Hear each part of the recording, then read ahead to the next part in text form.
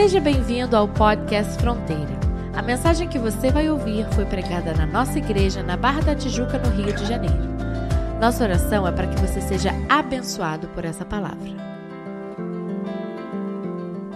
12 de outubro, Dia das Crianças, feriado nacional por outro motivo que vocês já conhecem bem, mas também, queridos, uma data histórica muito importante, porque 12 de outubro de 1492 é a data oficial da descoberta da América por Cristóvão Colombo. E isso nós aprendemos nos bancos escolares da tia Maricota.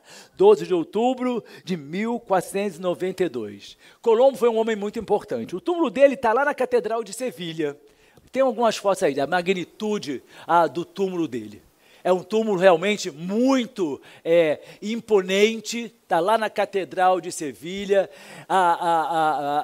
é suportado por 4 soldados representando os reinos de Castela, de Navarra, Leão, Aragão e tudo mais. Cristóvão Colombo ele era genovês,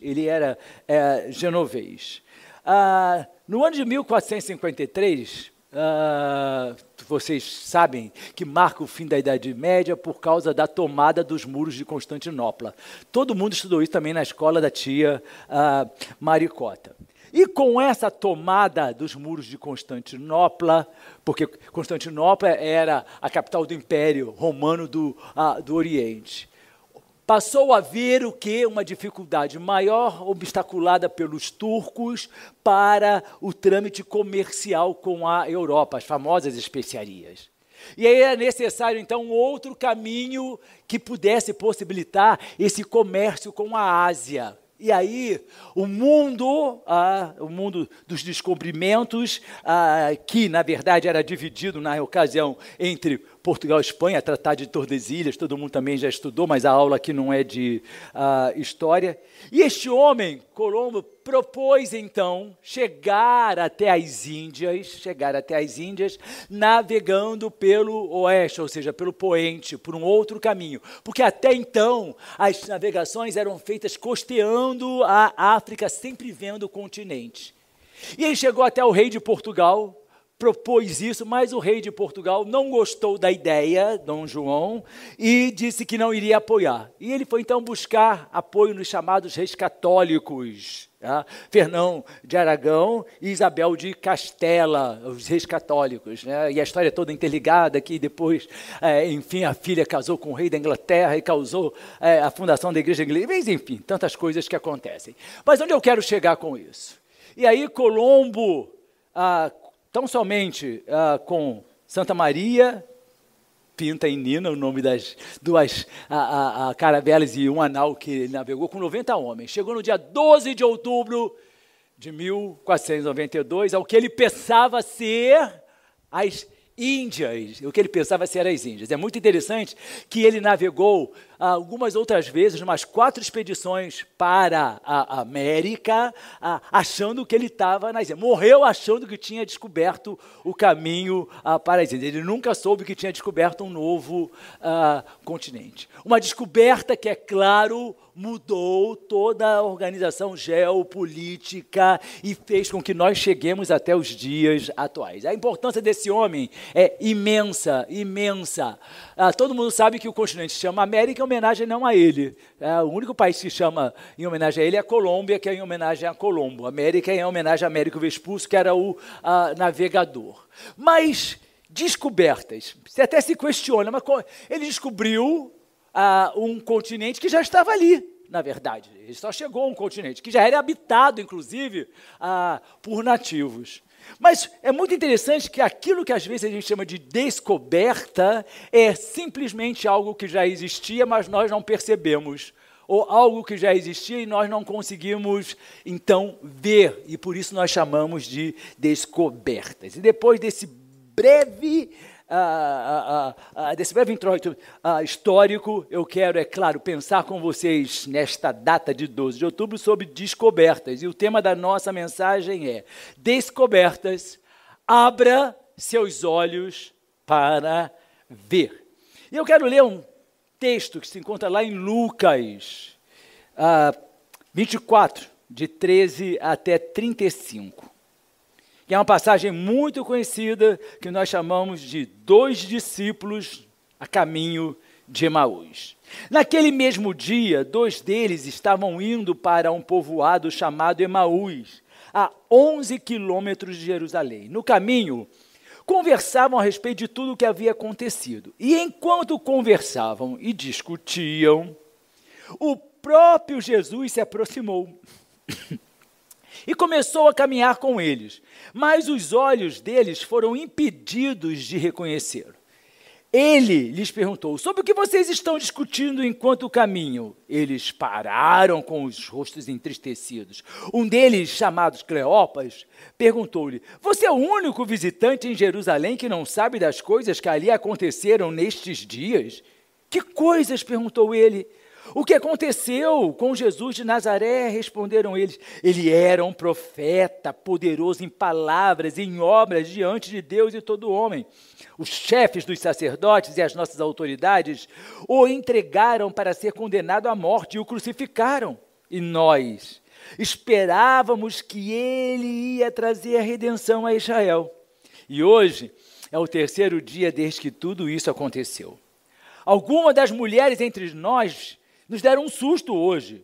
Foram de manhã bem cedo ao sepulcro e não acharam o corpo dele. Voltaram e nos contaram que tinham tido uma visão de anjos que disseram que ele está vivo. Alguns dos nossos companheiros foram ao sepulcro e encontraram tudo exatamente como as mulheres tinham dito, mas não ouviram. Então ele lhes disse: como vocês custam a entender e como demoram a crer em tudo o que os profetas falaram. Não devia o Cristo sofrer estas coisas para entrar na sua glória? E começando por Moisés e por todos os profetas, explicou-lhes o que constava a respeito dele em todas as Escrituras. Ao se aproximarem do povoado para o qual estavam indo, Jesus fez com quem ia adiante, mas eles insistiram muito com ele. Fique conosco, pois a noite já vem e o dia está quase findando. Então ele entrou para ficar com ele. Quando estava à mesa com eles, tomou o pão, deu graças, partiu e o deu a eles. Então os olhos deles foram abertos e o reconheceram, e ele desapareceu da vista deles. Perguntaram-se um ao outro: não estavam ardendo os nossos corações dentro de nós, enquanto ele nos falava no caminho e nos expunha as Escrituras? Levantaram-se e voltaram imediatamente para Jerusalém. Ali encontraram os 11 e os que estavam com eles reunidos, que diziam: é verdade, o Senhor ressuscitou e apareceu a Simão. Então os 2 contaram o que tinha acontecido no caminho e como Jesus fora reconhecido por eles quando partia o pão. Essa passagem, queridos, nos mostra a descoberta por 2 discípulos seguidores de Jesus, que descobrem que em determinado momento Jesus estava com eles. Jesus caminhando com eles, e eles não entenderam, não perceberam que era Jesus. Até que, segundo a passagem que nós lemos, para e passo, eles foram descobrindo, até que a verdadeira descoberta de Jesus mudou o sentido da história da vida daqueles 2 discípulos. Quando nós falamos em descobertas, normalmente nós pensamos em grandes descobertas científicas, que são muito importantes. Mas as maiores descobertas, queridos, não são as científicas, e sim as espirituais. Nós valorizamos muito as descobertas científicas, é claro, desde os primórdios, a roda. Aí nós vamos mencionar a eletricidade, a penicilina, na atualidade, a internet. E aí, as modernidades que nós temos, dos computadores, dos smartphones e toda uma gama de outras descobertas maravilhosas, científicas, médicas, que vem surgindo dia após dia, e nós ficamos maravilhados com isso. Eu, que sou do tempo, quando criança, eu me lembro exatamente quando criança, o telefone da minha casa, da casa da minha tia, era de manivela. E eu me lembro que o telefone da casa dela era Marechal Hermes 169. Você acionava a manivela, aí a operadora falava, você falava assim, Marechal Hermes 169, eu queria falar com Madureira 235. E aí, cabo para cá, cabo para lá, e aí, daqui a algum tempo, acontecia a ligação. Hoje, nós temos na nossa mão um smartphone que faz de tudo que nós movimentamos contas bancárias, nós compramos passagens aéreas, nós tiramos fotografias, fazemos vídeos e de vez em quando a gente liga também, porque a finalidade maior agora não é ser um meio de comunicação e nós nos maravilhamos. Eu sou da época em que eu me maravilhava com o fax. Quando inventaram o fax, eu me lembro e falei assim, mudou a história da humanidade. Eu posso passar um documento daqui, o cara vai receber no Japão. E hoje a gente faz isso tão somente com um clique em cima da tela. E isso tudo nos maravilha. Mas o que nos deveria maravilhar realmente não são essas descobertas, que essas descobertas nós vamos usufruir quando nós estivermos vivos. E a nossa vida, ela é limitada. Você pode viver muitos anos, né? Ontem morreu a Diane Keaton, uma artista tão querida, morreu com 79 anos. E acabou a fama dela, o Oscar dela, o dinheiro, os filmes encerraram para sempre. Ela não vai usufruir de mais nada disso. Porque, queridos, aquilo que é terreno é passageiro. Mas eu e você temos que estar voltados para aquelas descobertas que são espirituais, que vão nos conduzir à eternidade, que vão edificar a nossa fé, que vão mudar a nossa história. E o que é interessante é que há coisas, espiritualmente falando, que estão diante dos nossos olhos, mas nós não conseguimos enxergar. Assim como aqueles discípulos tinham Jesus, presta atenção, eles tinham saído de Jerusalém naquele domingo da ressurreição, e a Bíblia diz que eles estavam caminhando entristecidos, e eles quiseram sair da cena de ação. E aí eles resolveram caminhar 11 quilômetros até esse pequeno local chamado Emaús. E eles estavam tão abatidos com os problemas, com a dor deles, com a fé cambaleante, porque a gente leu aqui, e nós que pensávamos que ele era o libertador de Israel, o rei, ou seja, eles já não acreditavam mais que ele era. É como se eles estivessem dizendo, Jesus nos enganou, ele disse que ele ia ser o Redentor, mas agora já tem 3 dias que ele morreu, não aconteceu nada.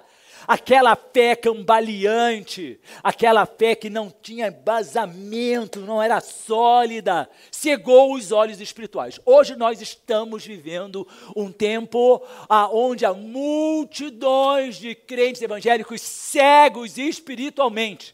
Até são discípulos, mas são discípulos cegos, que não conseguem enxergar a realidade espiritual. Não basta ser discípulo, não basta estar sentado no banco da igreja, não basta nós amarmos como eu amo, vir ao culto. Nós precisamos estar com os nossos olhos espirituais para enxergarmos a realidade daquilo que é espiritual, da seriedade da nossa salvação, para que nós possamos viver aquilo que verdadeiramente é importante. Nós estamos diluídos em coisas efêmeras, passageiras, nós estamos diluídos em sentimentos fragilizados, em emoções distorcidas, e nós perdemos a capacidade de enxergar. Jesus está ao nosso lado e a gente não consegue enxergar. Jesus está na igreja e você não consegue enxergar. É o crente que entra e sai e diz assim, hoje eu não senti nada no culto, porque você está cego. É impossível estarmos na casa de Deus com um coração sincero para adorar, sem que nós sejamos tocados pelo Espírito Santo de Deus. O texto mostra que esses 2 discípulos estavam andando tristes, decepcionados, para eles tinha acabado tudo. Assim somos nós quando estamos frustrados. Nós somos muito corajosos, nós somos muito fortes espiritualmente, até que algo contrário aconteça, até que as nossas expectativas não sejam realizadas, até que os nossos objetivos não sejam conquistados, até que os nossos planos não venham a ser realizados. E aí nós nos frustramos, nos entristecemos, e aí nós vamos, tal qual catarata no olhar das pessoas, nós vamos ficando com a nossa visão espiritual embaçada.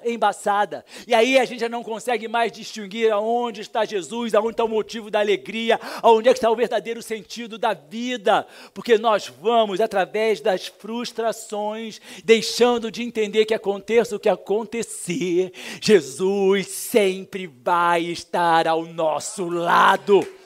Tendo eu conseguido ou não conseguido, Jesus está conosco. Tendo você alcançado os seus objetivos ou não tendo, Jesus está com você. Ele nunca nos abandona. E nós precisamos enxergar isso. Nós precisamos enxergar que a vida espiritual, queridos, não depende daquilo que nós sejamos capazes de conquistar neste mundo. Você não pode dizer que uma pessoa é muito abençoada porque ela conseguiu amealhar a patrimônio, porque ela conseguiu conquistar cargos importantes. Pessoa abençoada verdadeiramente é aquela que enxerga Jesus ao seu lado o tempo todo, sabendo para onde ela está indo. Teve uma pessoa que me marcou por um episódio na minha vida. Era uma senhora que trabalhava na casa da minha mãe, e depois, quando eu casei com a Elaine, ela foi trabalhar na nossa casa. Essa senhora, ela era crente, ela tinha um marido que a perseguia porque não queria que ela fosse evangélica, e ela foi trabalhar como assistente dentro de casa, fazendo limpeza e tudo mais, que o marido rasgou, ela era enfermeira, o marido rasgou toda a documentação dela, de ódio, queimou, rasgou e queimou.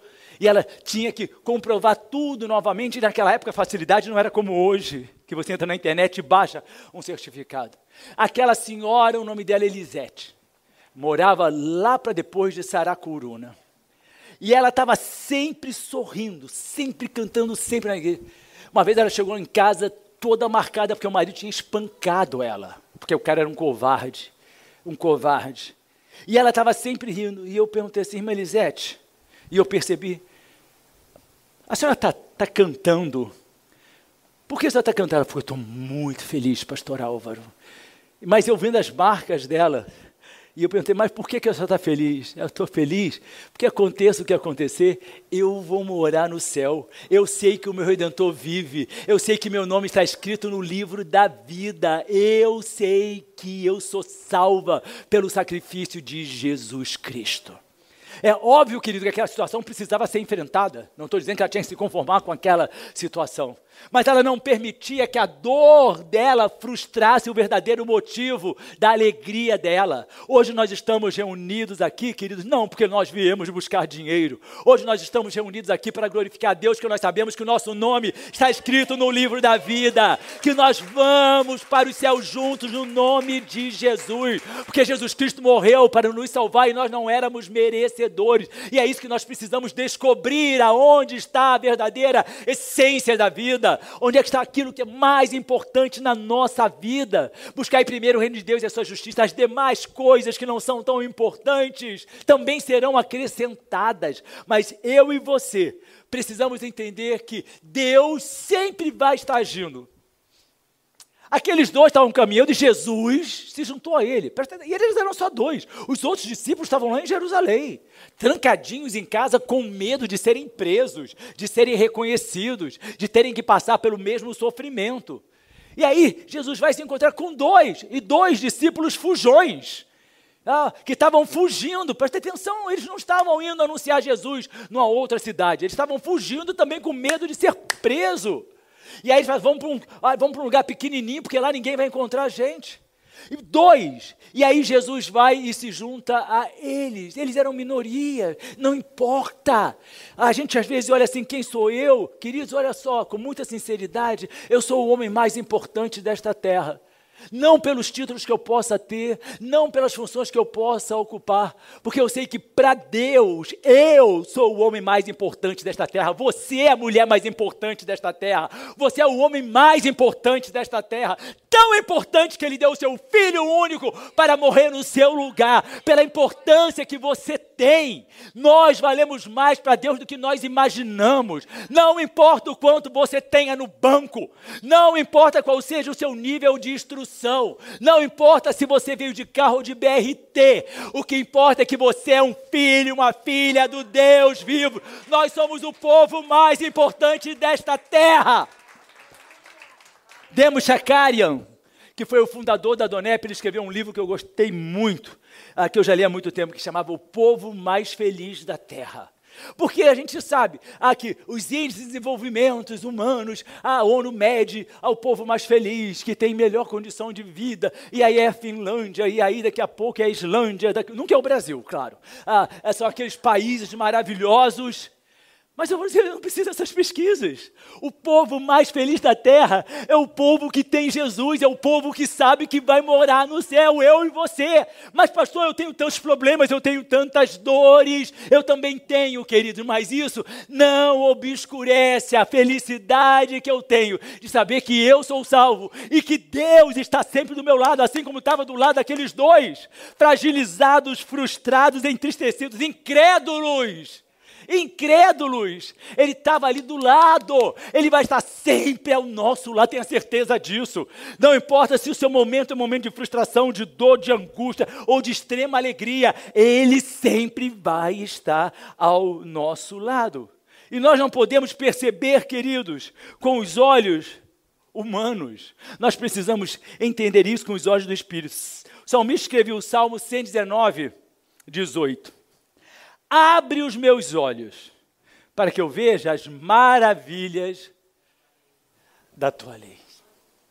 Abra os meus olhos para que eu veja as maravilhas da tua lei. Nós classificamos as maravilhas do mundo moderno, as 7 maravilhas do mundo antigo. E agora está muito na circulação das redes sociais, né? Aí aparece os pontos mais visitados do mundo. Aí lista aquele monte de pontos, não sei o quê, os países mais visitados. E aí tem uma alegria. Isso eu já fui. Teve um lá que a lista tinha 20. Aí eu falei, opa, já tive em 18. 18 desses lugares são os mais visitados do mundo. Eu vi as maravilhas do mundo. É verdade. Você viu também tantos outros aqui, mas o que eu quero ver são as maravilhas do céu, aquilo que olho não viu, ouvido não ouviu, e nenhum coração jamais penetrou o que Deus preparou para aqueles que amam ao Senhor. Nós precisamos abrir nossos olhos espirituais. A Bíblia tem uma passagem, em 2 Reis, capítulo 6, 16, 17, que mostra isso com muita clareza. É uma passagem em que o rei dos arameus decidiu destruir Israel. Então ele começou a armar situações estratégicas, emboscadas, para matar o rei de Israel. Só que aí Deus mostrava para Eliseu aonde aquela emboscada estava armada. E aí Eliseu mandava avisar o rei, olha, não passa por tal lugar aí não, porque tem uma emboscada para você. E aí o rei, ouvindo a voz de Deus, porque tem muita gente que não ouve a voz de Deus, tem muita gente que fala assim, olha, não passa por ali não, que vai ter uma emboscada, aí você fala, agora é que eu vou passar mesmo, quem o pastor pensa que é para falar isso para mim? Aí depois acontece o que tiver que acontecer, ouça, quando for Deus, abra seus ouvidos para ouvir. O rei de Israel ouvia, e aí, queridos, ele escapava. Mais uma emboscada preparada pelo rei de Arã. E aí Eliseu mandava avisar, olha, não passa por ali. E o rei de Arã ficou irritadíssimo. E disse, quem é que está me traindo? Quem é que está contando como espião aos meus segredos para o rei de Israel?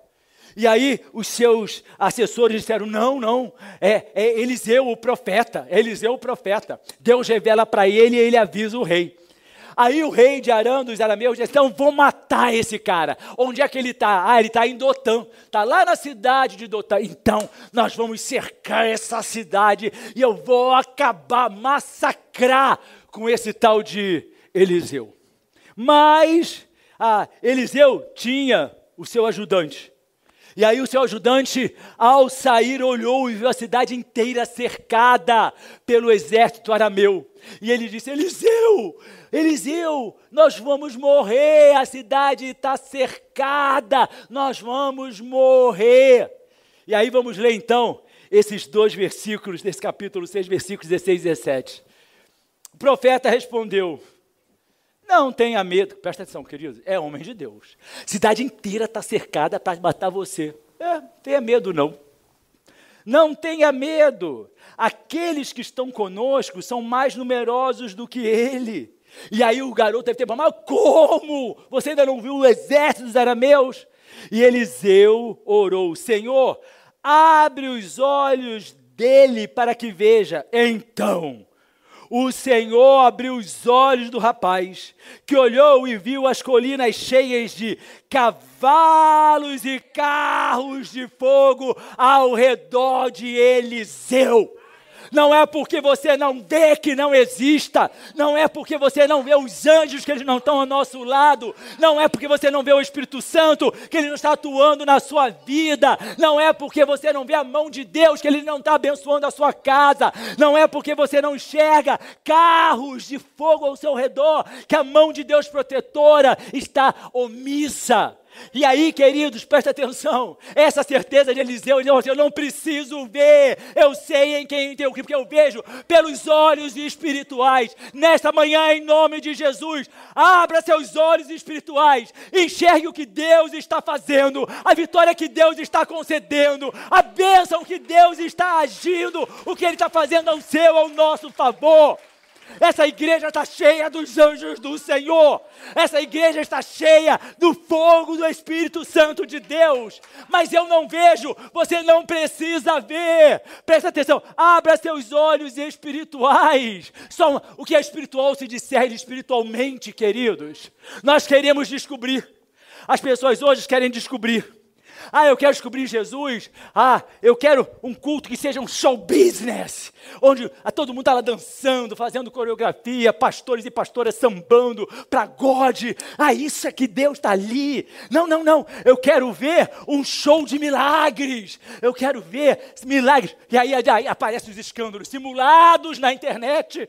Mas é isso que eu quero ver, porque eu vou descobrir Jesus ali. Não, eu quero descobrir Jesus em entrevistas de demônios. Eu adoro isso. Show de libertação, é melhor que filme de terror, porque ali o demônio dá entrevista, e as pessoas, eu quero descobrir Jesus ali. Não, eu quero descobrir Jesus numa pregação filosófica, atemporal, humanística, que seja um coach motivacional. Eu quero descobrir Jesus ali. Queridos, presta atenção, Jesus está do nosso lado, no nosso cotidiano, indo junto conosco para Emaús. Abra os olhos e enxergue. Por que nós ficamos procurando, tateando a descoberta de quem Jesus realmente é? Enquanto conversavam e discutiam, gente, o próprio Jesus se aproximou. Esses dias eu encontrei o Damião e a Bia, e eu estava fazendo uma caminhada, não precisava muita correr, estava fazendo aquele mapa de pressão, e aí correr você não pode. Eu falei, mas andar posso? Eu falei, tá bom, vai. Aí o Damião disse que não me reconheceu, porque eu estava com roupa de corrida, estava de boné e estava sem óculos. Só isso ele não me reconheceu. Já descobri que para me disfarçar, querido, é só eu tirar o óculos, botar um boné. Domingo que vem, você, cadê o pastor? O pastor não veio. Pastor... Jesus não estava de óculos de sol, já viu o artista quando sai, né? Coloca peruca, coloca boné, aí coloca óculos de sol, aí bota uma roupa toda assim para que ninguém possa reconhecer. Era Jesus. Era Jesus. E Jesus chegou do lado deles. E eles não reconheceram Jesus. Presta atenção. Não permita que a dimensão da sua dor, que a frustração das suas expectativas, que a dimensão do seu sofrimento, ou a ansiedade daquilo que você quer fazer e conquistar, venha obscurecer a sua visão de Jesus. Não permita que pessoas, com as suas falas, com seu disse-me-disse, com as suas intrigas, venham obscurecer a sua visão de Jesus. Porque às vezes isso obscurece tanto, e a pessoa coloca para dentro, e é uma tristeza que é o fim do mundo, o mundo vai acabar, estou muito triste, e ela não enxerga Jesus. Jesus pode estar na casa dela, pode estar na igreja, pode ir em qualquer lugar, mas ela está tão obscurecida pelaquela angústia que ela colocou para dentro, que ela não enxerga Jesus. Em nome de Jesus, ninguém, queridos, ninguém vai obstacular a minha visão de Jesus. Ninguém com suas atitudes, gestos, palavras ou falas vai obscurecer a minha alegria, a minha certeza de que Jesus está nesse lugar, Jesus está ao meu lado, está na minha casa, está com você, está no seu trabalho, está onde quer que você ande. As pessoas hoje estão obscurecendo Jesus por qualquer coisa. E a maior prova era aqueles homens. Ele nos prometeu e não cumpriu. Ele disse que ia ser de uma forma que ele era o Redentor, mas olha só, morreu, nem ressuscitou. E aí agora, nem é mais um filho de Deus. Eles começam a dizer, ele era um profeta. Agora já não era mais o Filho de Deus. Agora era um profeta poderoso em obras. Era um profeta como Eliseu, um profeta como Elias. Era um profeta como Ezequiel. Era tão somente um profeta. E aí nós vamos permitindo que isso aconteça. E a alegria espiritual vai morrendo, nós vamos nos afastando de Deus. E cada passo que eu dou para mais distante, cada passo que eu dou em direção a Emaús, para eu sair do centro daquilo que Deus quer que eu esteja, Satanás aplaude.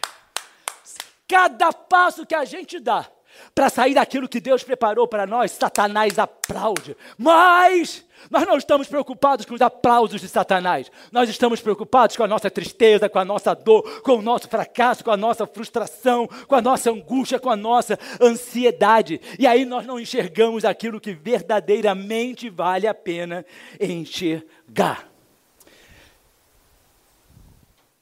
Falaram de Jesus.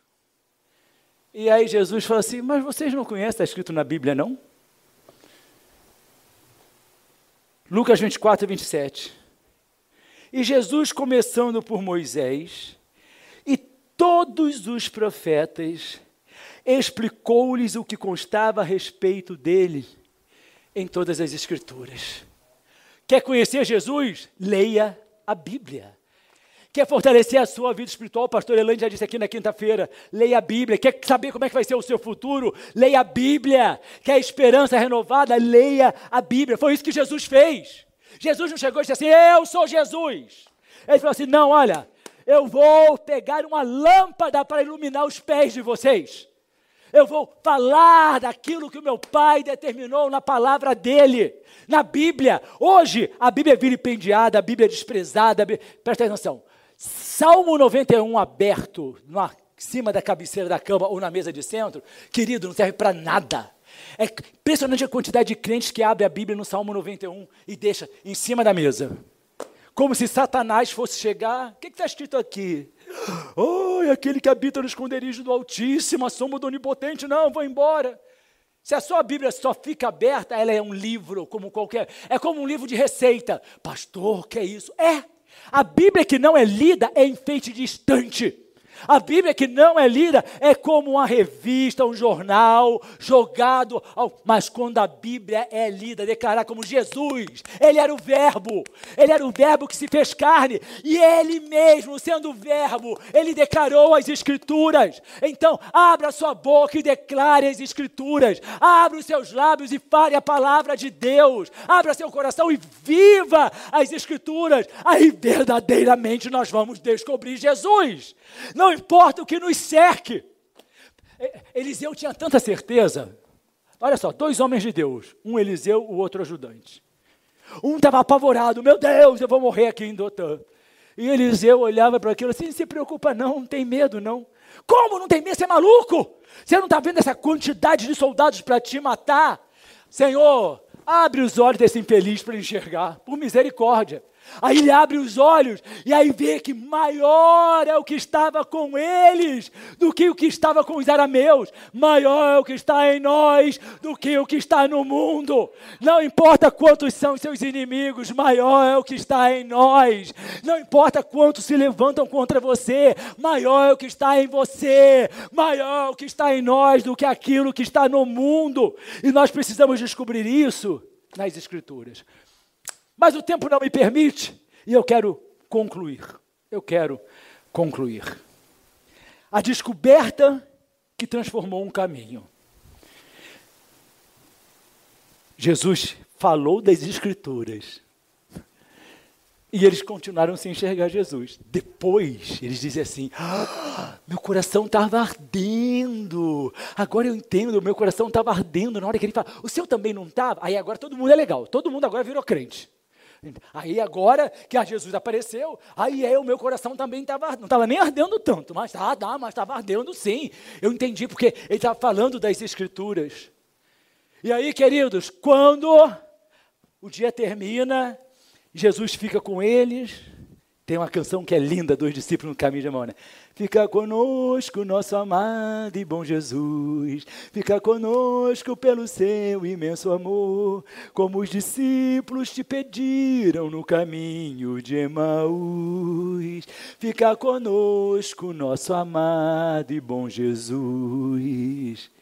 E aí Jesus vai, parte o pão. Será que você entendeu que ele estava partindo o pão? Ele estava ceando com aqueles discípulos, que aquele era um momento de comunhão. E quando aquele pão foi partido, deu graça e partiu o pão, eles então enxergaram e viram Jesus. Jesus a gente vê, querido, nas coisas simples. A vida espiritual, ela não é feita de grandes magnitudes, ela é feita de coisas simples.